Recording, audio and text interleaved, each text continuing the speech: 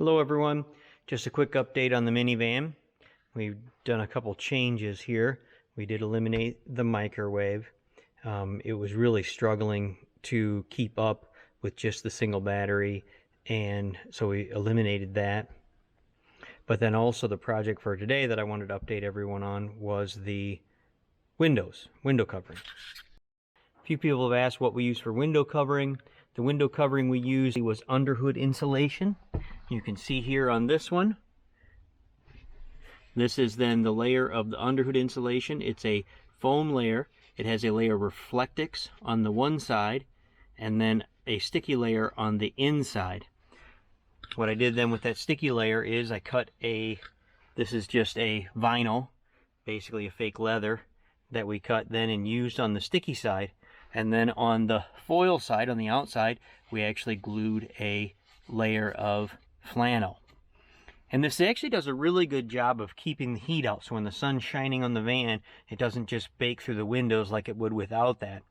The only problem is, as you can see, I have a hard time keeping it up.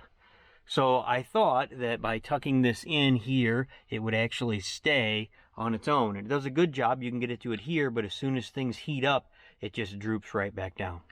So then the next step was we took and used some Velcro. So I added a layer of Velcro here and then Velcroed it.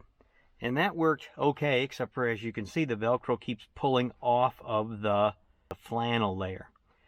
So next what I did then is, not on this one, on the other side, is I took then some cloth glue and glued the Velcro to that.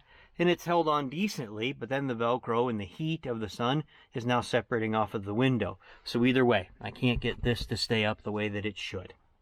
So I've come up with some new solutions to try to help with that, and I'll show you that now. Now for the rear window, I did a little different. I put these metal strips in. You can see those metal strips there. They have some memory to them.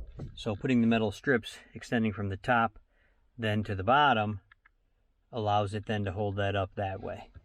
So I did not build the same plastic base for the rear window. In the rear quarter windows, those are still Velcroed in place. You can see the Velcro holds here where it's coming loose there. There's Velcro on the bottom.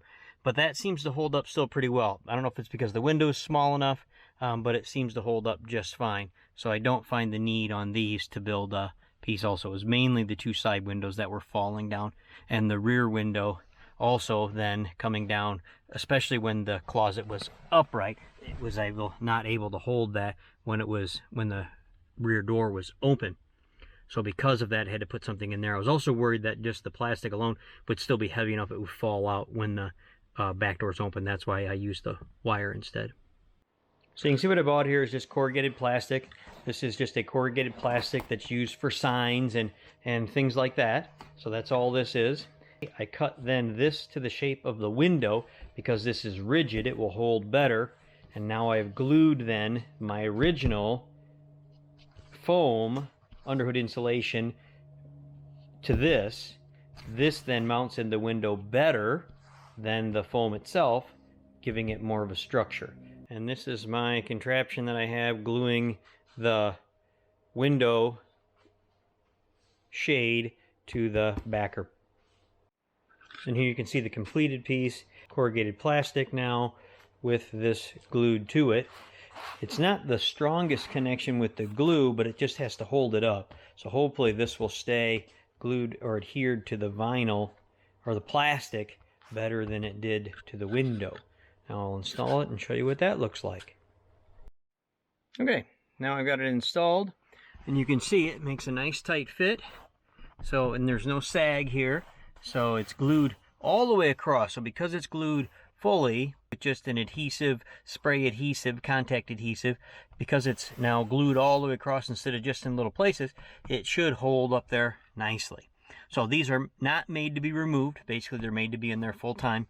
You can remove them. It's just then having a place to store them. They don't roll up or anything like that. So they can be removed just as easy as they can be put in place, but they're really not made to come in and out all the time. So that was the update. A number of people have asked what we used for our window blockouts here, and that gives you the idea of what we have now. All right, hopefully that helps.